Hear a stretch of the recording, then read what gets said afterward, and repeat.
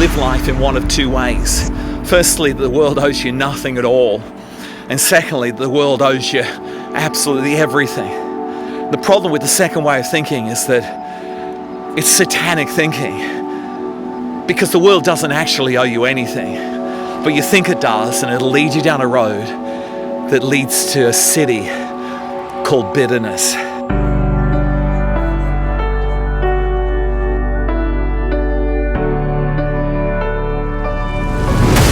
And the first reason why it's satanic is because it misrepresents you.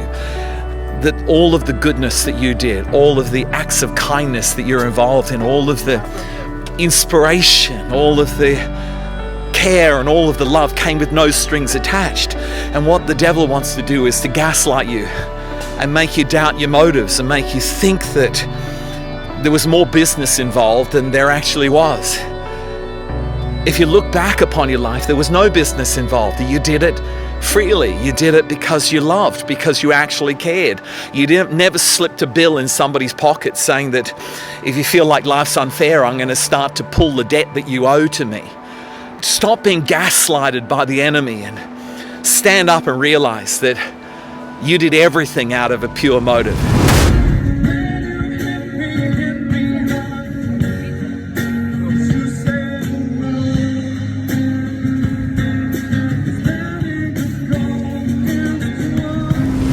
Secondly, the problem with the world owing you everything is that if it does, you actually owe God everything. Because He created you, He formed you, He fashioned you, He carried you, He cared for you. And if anything, you owe God absolutely everything. That's justice. That's the beginning of justice, is to devote your heart, your mind, your soul, your strength to God, to fall down at His feet and say, God, everything that I am, all of my dreams, all of my ambitions, all of my strength, everything I am belongs to You. That's the beginning of justice. That's the beginning of making what's wrong in the world right.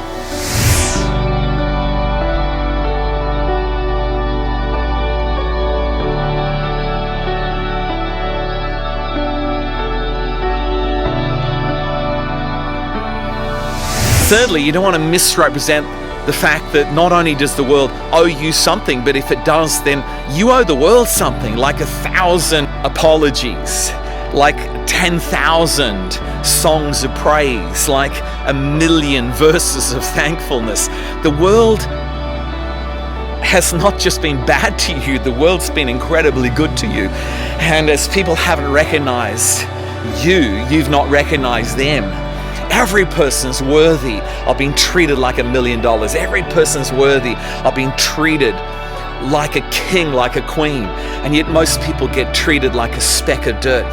And so, if anything, let's head into the future with a real sense of not just being valued, but valuing every person around about us, as if God made them, as if God created them, as if God's got a plan for their lives. So don't just get caught up in what you've missed out on, but get caught up in what everybody else has missed out on.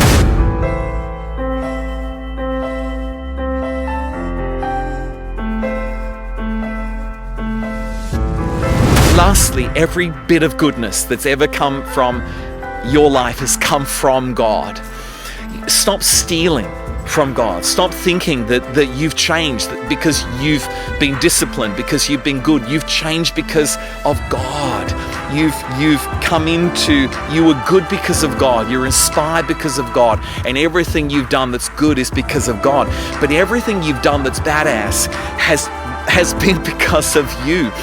If you took a true assessment to stop seeing yourself more highly than you actually ought to see yourself, then you realize that a lot of bad things actually belong to you, but the good things belong to God.